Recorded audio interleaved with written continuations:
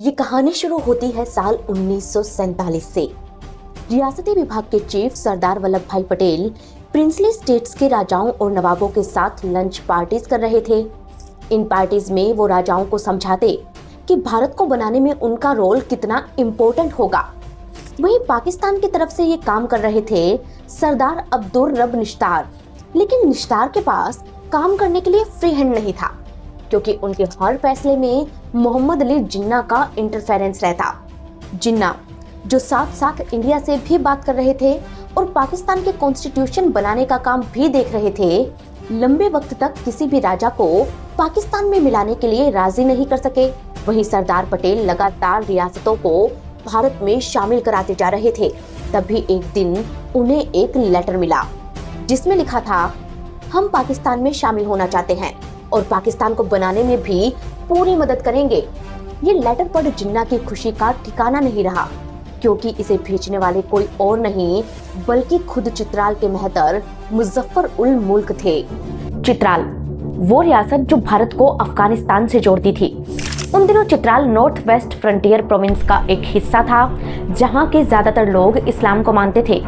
यहाँ के राजा को महतर कहा जाता था और महतर मुजफ्फर उल मुल्क तो चाहते थे कि पूरा का पूरा कश्मीर ही पाकिस्तान को दे दिया जाए।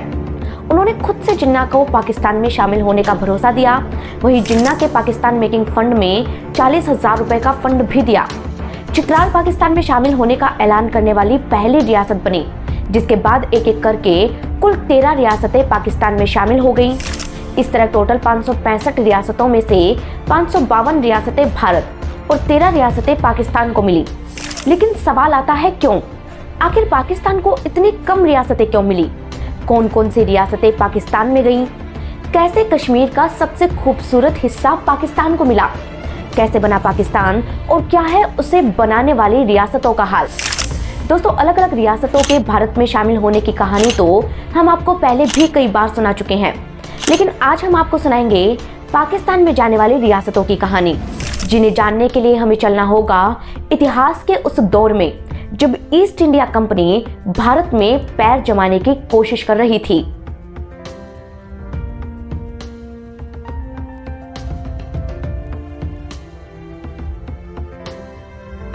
ये बात 1652 की है। नागौर से एक मारवाड़ी व्यापारी माणकचंद का परिवार बंगाल में आकर शिफ्ट होता है। माणकचंद आए तो यहाँ बिजनेस के सिलसिले में थे, लेकिन कुछ ही दिनों में वो बंगाल के प्रिंस फर्रुखशियार के दोस्त बन गए। माणकचंद के पास बेशुमार पैसा था और फर्रुखशियार को प्रिंस से नवाब बनना था। तब माणकचंद ने उसकी फाइनेंशियल हेल्प की और वो नवाब बन गए।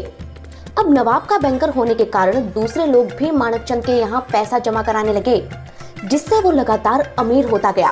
कहते हैं कि माणकचंद का परिवार भारत का वो परिवार बन गया जो मुगलों और ब्रिटिशर्स दोनों को लोन देता था, इसीलिए मुगलों ने उसे नाम दिया जगत सेठ।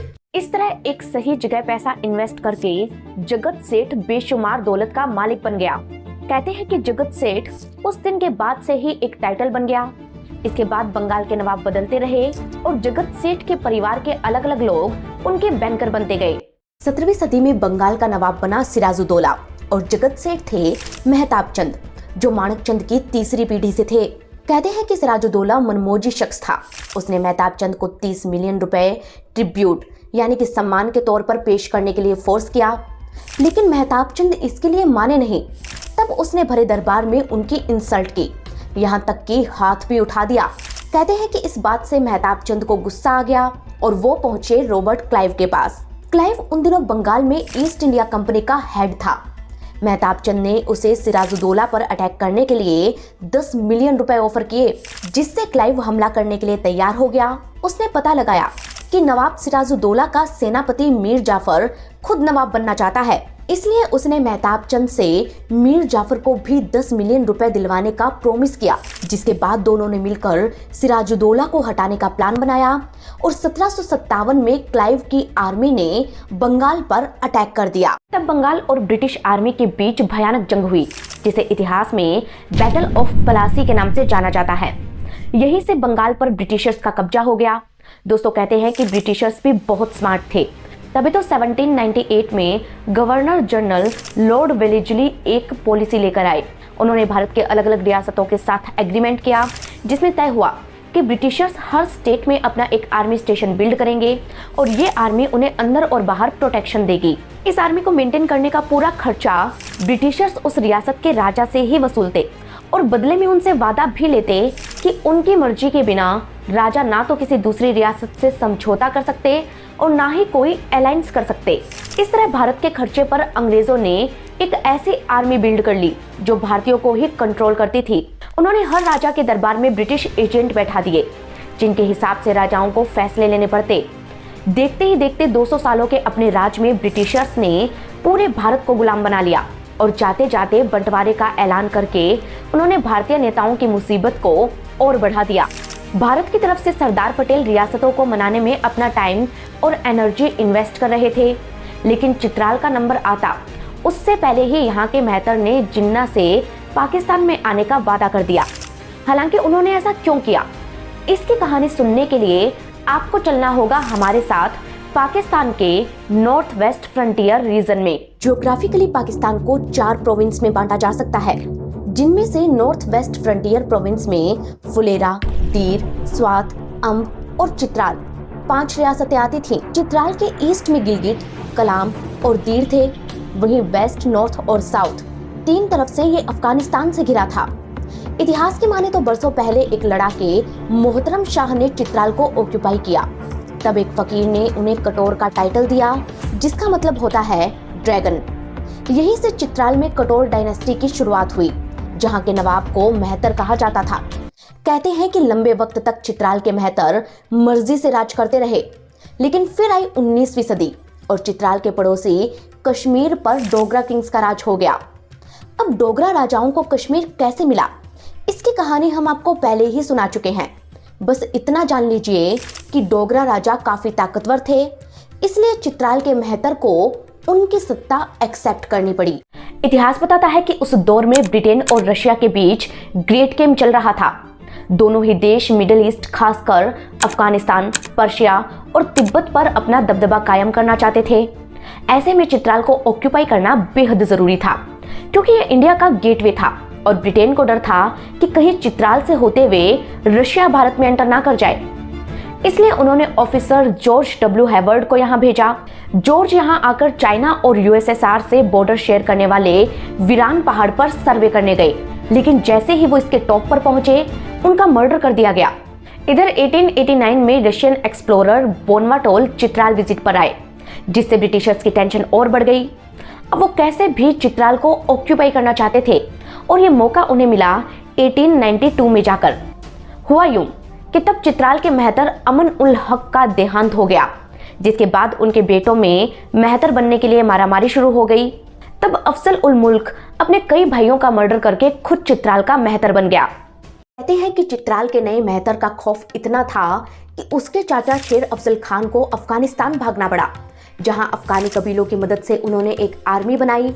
इस आर्मी ने अफजल उल मुल्क का मर्डर कर दिया और उसके भाई निजाम उल मुल्क को जान बचाकर भागना पड़ा। निजाम मदद मांगने अंग्रेजों के पास गया और अंग्रेजों ने चित्राल पर हमला कर दिया। तब शेर अफजल खान को एक बार फिर अफगानिस्तान भागना पड़ा, लेकिन कुछ वक्त बाद ही वो एक फुल प्रूफ प्लान के साथ लौटा।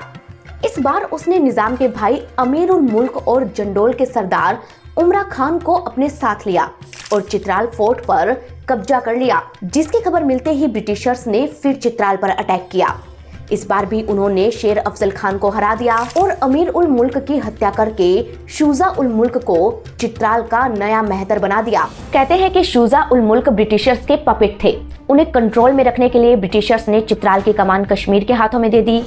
अब क्योंकि चित्राल पहले से ही कश्मीर के अंडर आता था, इसलिए मेहतर भी इसके लिए तैयार हो गए। 1911 तक चित्राल ने कश्मीर के अंडर ही रूल किया, लेकिन फिर ब्रिटिशर्स ने उसे अलग कर डायरेक्ट अपने कंट्रोल में ले लिया।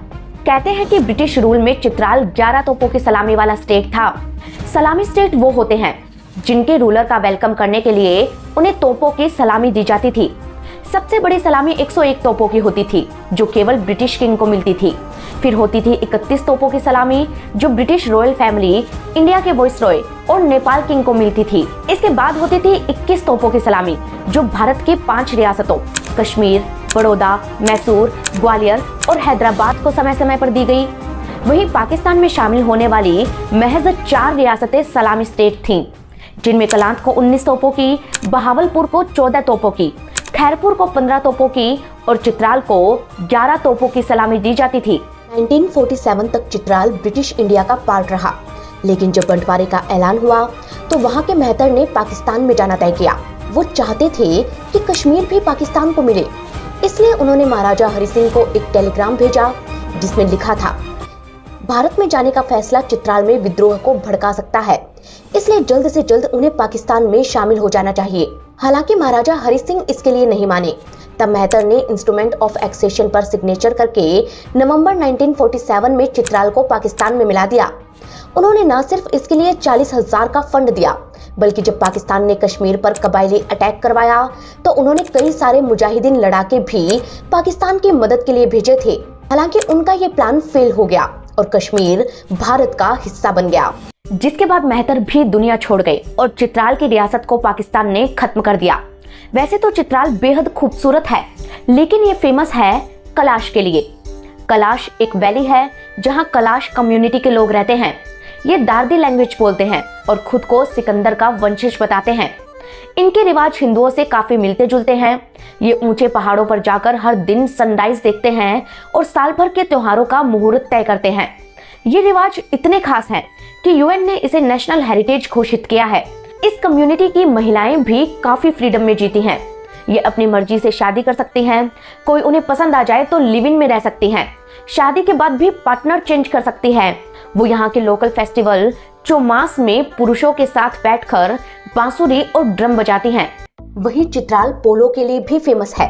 यहाँ के शांडोर में दुनिया का सबसे ऊंचा पोलो ग्राउंड है, जहाँ हर साल पोलो फेस्टिवल होता है। यहाँ बेहद फेमस सल्फर स्प्रिंग है।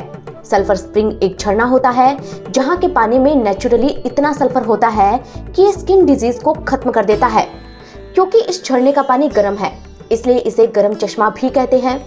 दोस्तों, कलाश कम्युनिटी के लोग मौत का भी जश्न मनाते हैं, क्योंकि वो मानते हैं कि इंसान भगवान की मर्जी से आता है और मर्जी से दुनिया से जाता है।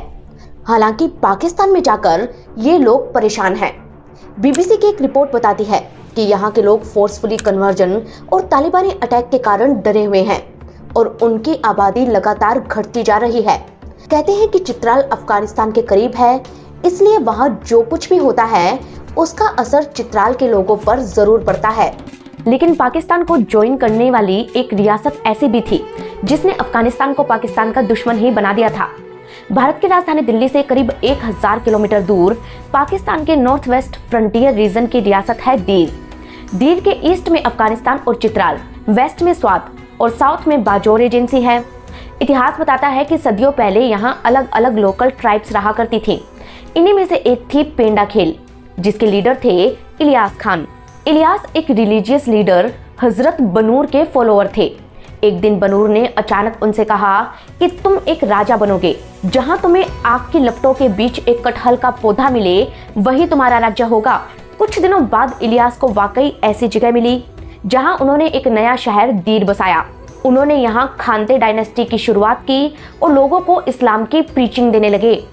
तभी से लोग उन्हें अखुंड बाबा कहने लगे, जिसका मतलब होता है रिलीजियस लीडर। कहते हैं कि 1862 की बात है। दीर के नवाब ने अपने पड़ोसी स्वात किंग अब्दुल गफ्फार खान के साथ मिलकर पास के पश्तून इलाकों पर अटैक किया।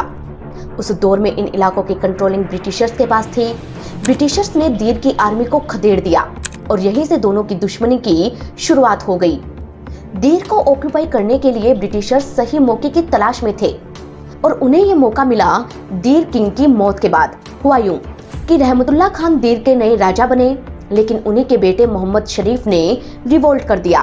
तब उन्हें राज्य से बाहर निकाल दिया गया और वो पहुंचे जंडोल। जंडोल के किंग थे उमरा खान, जिन्होंने मोहम्मद शरीफ को शरण दी। इधर दूसरी तरफ उसी वक्त में स्वात किंग अब्दुल गफूर की भी डेथ हो गई, जिसका फायदा उठाकर दीर ने स्वात पर ही अटैक कर दिया। इस तरह स्वात का आधा एरिया दीर के पास चला गया और वहां के नए किंग मियां गुल को जंडोल किंग उमरा खान से मदद मांगनी पड़ी। इस तरह दीर से मोहम्मद शरीफ तो पहले ही उमरा खान के साथ था। मियां गुल का साथ मिलने से उसकी ताकत और बढ़ गई। इन तीनों ने मिलकर दीर पर अटैक किया और दीर के एक बड़े एरिया को ऑक्यूपाई कर लिया। हालांकि कुछ वक्त बाद ही इनमें आपसी लड़ाई शुरू हो गई और मियां गुल ने उमरा खान का साथ छोड़ दिया। तब दीर, स्वात और अफगानिस्तान की जॉइंट आर्मी ने उमरा खान पर अटैक किया, लेकिन उमरा खान ने इन तीनों को हरा दिया और पूरे के पूरे दीर पर ही कब्जा कर लिया। इस जीत के बाद उसका मोटिवेशन बढ़ गया और उसने अगला अटैक किया चित्राल पर, लेकिन चित्राल पर ब्रिटिशर्स का रूल था और इस हमले के बाद उमरा खान और ब्रिटिशर्स में ठन गई। इधर दीर प्रिंस मोहम्मद शरीफ ने भी उमरा खान का साथ छोड़ दिया और वो भी ब्रिटिशर्स से जा मिले।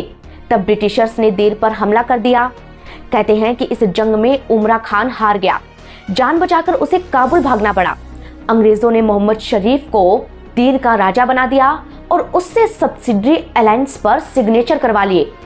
इस तरह स्वात और दीर भी ब्रिटिश कंट्रोल में आ गए। वहीं जंडोल को उन्होंने पैसा देकर खरीद लिया। इस पूरे एरिया को कंट्रोल करने के लिए उन्होंने स्वात में अपनी चेक पोस्ट बनाई और 1947 तक ये इलाका अंग्रेजों के कंट्रोल में रहा। लेकिन 1947 में जब बंटवारे का ऐलान हुआ, तब दीर किंग शाहजहां खान पाकिस्तान में जाने के लिए तैयार नहीं थे। खुद अंब के नवाब ने मोहम्मद अली जिन्ना को बताया था कि दीर के किंग को लगता है कि ब्रिटिशर्स कहीं नहीं जाएंगे और 16 अगस्त से वो जो चाहे वो कर सकते हैं। कहते हैं कि दीर के पाकिस्तान में ना जाने की एक वजह स्वात भी थी। स्वात के वली पाकिस्तान के कट्टर समर्थक थे, लेकिन दीर के नवाब और स्वात के वली की आपस में बनती नहीं थी। ऐसे में वो पाकिस्तान में नहीं आना चाहते थे। कहते हैं कि दीर का बॉर्डर अफगानिस्तान से लगता था। जिन्ना को ये डर था कि कहीं दीर अफगानिस्तान में ना चला जाए। तब नॉर्थ वेस्ट फ्रंटियर प्रोविंस के गवर्नर सर जॉर्ज कनिंघम ने उनकी मदद की। 8 नवंबर 1947 नवाब ने इंस्ट्रूमेंट ऑफ एक्सेशन पर सिग्नेचर कर दिए। बदले में उन्होंने एक खास कंडीशन ये रखी कि वो पाकिस्तान में शामिल तो हो रहे हैं, लेकिन पाकिस्तान से उनका रिलेशन वैसे ही होगा जैसा कि ब्रिटिशर्स के साथ था। माने वो दीर को पाकिस्तान में शामिल जरूर कर रहे हैं, लेकिन इसके बाद भी वो नवाब बने रहेंगे। जिन्ना को उनकी ये शर्त माननी पड़ी और 1959 तक नवाब यूं ही राज करते रहे। हालांकि मीडिया रिपोर्ट्स बताती हैं कि नवाब का राज जनता के लिए कुछ खास अच्छा नहीं था। उन दिनों यहाँ आए इटालियन ट्रैवलर फेस्को ने जब हिंदू कुश का दौरा किया तो उन्होंने खुद लिखा कि नवाब जहान खान एक अत्याचारी नेता है। वो अपने गुर्गों के साथ राज करता है। किसी भी लड़की को किडनैप करके वो अपने हरम में ले आता है। दीर में न स्कूलें थी न सड़कें। परेशान जनता ने 1960 में जाकर नवाब के खिलाफ जंग छेड़ दी। तब पाकिस्तान के जनरल याह्या खान ने नवाब को हटाकर उनके बेटे मोहम्मद शाह खोसरू खान को नया नवाब बना दिया और दीर में कॉन्स्टिट्यूशनल गवर्नमेंट सेटअप की जो संविधान से चलती थी। इस तरह दीर पाकिस्तान के कंट्रोल में आ गया और यहीं से अफगानिस्तान उसका दुश्मन बन गया। अब वो कैसे, तो इसकी कहानी कुछ पुरानी है। हुआ यूं कि 1893 में ब्रिटिशर्स ने भारत और अफगानिस्तान के बीच डुरंड लाइन खींची। हालांकि अफगानिस्तान ने कभी इस बॉर्डर लाइन को मान्यता नहीं दी और ये हमेशा डिस्प्यूटेड रही। फिर आया 1947 और भारत का बंटवारा हो गया। उस वक्त भारत का जो इलाका अफगानिस्तान से लगता था वो इंडिया की बजाय पाकिस्तान में चला गया। यानी कि अब बॉर्डर डिस्प्यूट पाकिस्तान और अफगानिस्तान के बीच शुरू हुआ और इसी वजह से अफगानिस्तान पाकिस्तान का दुश्मन बन बैठा। जब पाकिस्तान बना तो अफगानिस्तान इकलौता देश था जिसने यूएन में उसके खिलाफ वोट किया। कहते हैं कि जब दीर के नवाब और पाकिस्तान में जंग छिड़ी तब अफगानिस्तान ने सिविल ड्रेस में अपने लड़ाके भेजे जिन्होंने नवाब के लिए पाकिस्तान से जंग लड़ी। फिर भी नवाब हार गए और 1960 में फाइनली दीर में नवाबी राज खत्म हो गया। लेकिन पाकिस्तान और अफगानिस्तान के बीच की दुश्मनी आज भी जारी है। खैर, इन दोनों की दुश्मनी की कहानी हम आपको फिर कभी सुनाएंगे। बस इतना समझ लीजिए कि अब दीर भी पाकिस्तान का हिस्सा बन चुका था। पाकिस्तान का दीर हिंदू कुश के साउथ में पंचकुला वैली में बसा है, इसलिए ये इलाका बेहद खूबसूरत है। यहाँ के लाराम टॉप पर पाकिस्तान के कम्युनिकेशन रडार लगे हैं, इसलिए इसे रडार टॉप भी कहते हैं। यहाँ के red blood orange world famous है क्योंकि अंदर से इनका कलर ब्लड रेड होता है, यानी कि खून जैसा लाल होता है और ये एंटीऑक्सीडेंट से भरपूर होते हैं। ये इलाका अफगानिस्तान के गंधार यानी कि कांधार से लगता है जो मूर्तियां डिजाइन करने के लिए फेमस है। इसीलिए दीर के लोग भी मूर्तियां बनाने में माहिर होते हैं। खैर, इतिहास में वापस जाएं तो दीर के बाद स्वात पाकिस्तान का हिस्सा बना था। स्वात के ईस्ट में हजारा, साउथ में मर्दान और पेशावर रीजन है। इस खूबसूरत जगह की कहानी भी सदियों पहले शुरू हुई, जब अखुंड ऑफ स्वात सैदू बाबा यहाँ आए। 1794 में सैदू बाबा का जन्म हुआ था। वो बचपन में भेड़े चराते थे। 18 साल की उम्र में वो इस्लाम की तामील के लिए मियां ब्रांगोल गांव में आ गए। यहाँ उन्होंने फजल अहमद इस्लाम से इस्लाम की दीक्षा लेनी शुरू की। कहते हैं कि वो फजल अहमद इस्लाम को ही अपना सब कुछ मानते थे। इसीलिए जब उनका देहांत हुआ तो सैदू बाबा ने हुंड गांव में आकर खुद को कैद कर लिया। बहुत दिनों तक वो यहाँ पर अल्लाह से फरियाद करते रहे। इसी बीच हुंड के राजा का मर्डर हो गया। तब यहाँ के लोग सैदू बाबा के फॉलोअर बन गए, जिन्हें लेकर सैदू बाबा स्वात आ गए। कहते हैं कि उसी वक्त अफगान सिख वॉर चल रहा था। ऐसे में सैदू बाबा ने यागिस्तान ट्राइब को इकट्ठा कर अपनी आर्मी बनाई और अफगान के राजा की मदद की, जिससे खुश होकर अफगान किंग ने उन्हें स्वात, मर्दान और लुंड खबर रीजन को रूल करने के लिए दे दिया। हालांकि सैदू बाबा की किस्मत ने साथ नहीं दिया और अफगान ये जंग हार गए, जिसके बाद अफगान किंग ने सैयद अकबर शाह को इस एरिया का रूलर बना दिया। लेकिन सैदू बाबा ने 1849 आते आते उसे किनारे करके पूरे रीजन पर कंट्रोल कर लिया। फिर आया साल 1863। ब्रिटिशर्स ने इस एरिया पर रूल करने की कोशिश की, लेकिन पश्तून ट्राइब ने गोरिल्ला वॉरफेयर से उन्हें छकाना शुरू कर दिया। तब ब्रिटिशर्स ने नेविल चैम्बरलेन को एक मिलिट्री ऑपरेशन के लिए भेजा। चैम्बरलेन अंबाला दर्रा क्रॉस कर ही रहे थे कि तभी स्वात ने दीर, बाजौर और कुमार जैसे ट्राइब एरिया के लोगों को इकट्ठा करके 15,000 लोगों की आर्मी के साथ चैम्बरलेन पर धावा बोल दिया। स्वात की तरफ से इस आर्मी को सैदू बाबा लीड कर रहे थे, लेकिन यहाँ भी वो हार गए। 1877 में सैदू बाबा का देहांत हो गया। तब लंदन की प्रेस ने उनका मजाक बनाते हुए लिखा कि क्लियर तौर पर किसी को नहीं पता कि स्वात कहाँ है और अखुंड कौन है। एडवर्ड लियर ने उन पर एक पोइम लिखी, जिसका टाइटल था कौन या क्यों या क्या, स्वात या अखुंड है। कहते हैं कि दुनिया ने भले ही सैदू बाबा का मजाक बनाया हो, लेकिन अंग्रेजों की मदद से उनके ग्रैंडसन मियां गुल यहाँ के वली बनने में कामयाब हो गए। हालांकि वो एक पपेट किंग थे और स्वात पर असली हुक्म अंग्रेजों का ही चलता था। इधर दीर भी स्वात के राज में पूरी दखलंदाजी करता, जिससे परेशान होकर 1915 में स्वात के लोगों ने रिवोल्ट कर दिया। तब सैदू बाबा के नाती अब्दुल बद्दू ने स्वात पर अटैक किया। कहते हैं कि उस वक्त स्वात में एक गवर्निंग काउंसिल हुआ करती थी। पब्लिक के रिवोल्ट और अब्दुल बद्दू के हमले से परेशान होकर वो बद्दू के आगे झुक गए। उन्होंने बद्दू को ही अपना राजा मान लिया और 1926 में ब्रिटिशर्स ने भी उनके साथ संधि कर ली। इसके बाद स्वात ऑफिशियली एक स्टेट बन गया और अब बारी थी स्वात के डेवलपमेंट की। कहते हैं कि आजादी के वक्त तक Swat north west frontier province की सबसे अमीर रियासत बन चुका था। इसका रेवेन्यू 50 लाख रुपए और पॉपुलेशन 6 लाख लोगों की थी। स्वात के वली ने अपने पड़ोसी स्टेट कलाम के कुछ ट्राइबल एरियाज को स्वात में मिला लिया, जिससे उनकी रियासत का साइज और भी बड़ा हो गया था। नवंबर 1947 में उन्होंने स्वात को पाकिस्तान में मिला दिया और तब से ये पाकिस्तान का हिस्सा बन गया। हालांकि इसका नाम यानी कि स्वात वर्ड संस्कृत से आया है, जिसका मतलब होता है श्वेत यानी कि सफेद। कुछ इतिहासकार कहते हैं कि ये शब्द ऋग्वेद से आया है, जिसमें स्वात नदी को सुवास्तु कहा गया है, जिसका मतलब होता है सुंदर आवास। स्वात इतना खूबसूरत था कि इसे स्विट्जरलैंड ऑफ पाकिस्तान भी कहते थे। भगवान राम अपने वनवास के दिनों में कुछ दिन स्वात के आलम घर में रुके थे, इसीलिए स्वात के हिंदू सावन में यहाँ जगराता करते और आलम घर के पहाड़ पर जाकर परिक्रमा लगाते थे। हर साल यहाँ हिंदू फेस्टिवल होता, जिसे अब्दुल बद्दू ने बंद करवा दिया। वक्त के साथ स्वात कट्टरपंथियों की चपेट में आ गया और 2007 में यहाँ तहरीके तालिबान ने कब्जा कर लिया। उन्होंने यहाँ शरिया लगा दिया और लड़कियों का स्कूल जाना बैन कर दिया। मलाला यूसुफजई को भी यहीं पर गोली मारी गई थी। कहते हैं कि स्वात को तालिबान से छुड़ाने में पाकिस्तान सरकार को पूरे 2 साल लग गए थे, लेकिन 1947 की बात करें तो ऐसा बिल्कुल नहीं था। तब तो स्वात के बाद अम्ब ने भी पाकिस्तान को ज्वाइन किया था। अम्ब नॉर्थ वेस्ट फ्रंटियर प्रोविंस की वो रियासत थी जो चारों तरफ से हजारा ट्राइब से घिरी थी। अम्ब की कहानी शुरू होती है साल 1710 से, जब यहाँ पारखी किंग महमूद खुर्द रूल किया करते थे। इतिहास बताता है कि खुर्द के दामाद सैयद जलाल खुद राजा बनना चाहते थे। मौका पाकर उन्होंने स्वात के राजा से दोस्ती की और उन्हें अम्ब पर अटैक के लिए इनवाइट किया, जिसके बाद स्वात ने अम्ब पर अटैक किया और यहीं से अम्ब की सत्ता बदल गई। कहते हैं कि अम्ब के नए राजा बने अनवर खान तनोती और अम्ब बन गया मुल्क ए तनवल। 1755 में यहाँ के राजा बने जबरदस्त खान और तब यहाँ अटैक किया दुर्रानी डायनेस्टी के रूलर अहमद शाह अब्दाली ने। कहते हैं कि अंब के नवाब ने अब्दाली के आगे सरेंडर कर दिया, जिससे खुश होकर अब्दाली ने उसे राजा बने रहने दिया, लेकिन वो हर जंग पर उन्हें अपने साथ ले जाने लगा। थर्ड बैटल ऑफ पानीपत में जब अब्दाली और मराठाओं के बीच जंग हुई, तब भी अंब की आर्मी ने अब्दाली का साथ दिया था। नतीजा ये रहा कि अब्दाली जीत गया और खुश होकर उसने जबरदस्त खान को कश्मीर का एक बड़ा हिस्सा गिफ्ट कर दिया और उसे टाइटल दिया सूबा खान।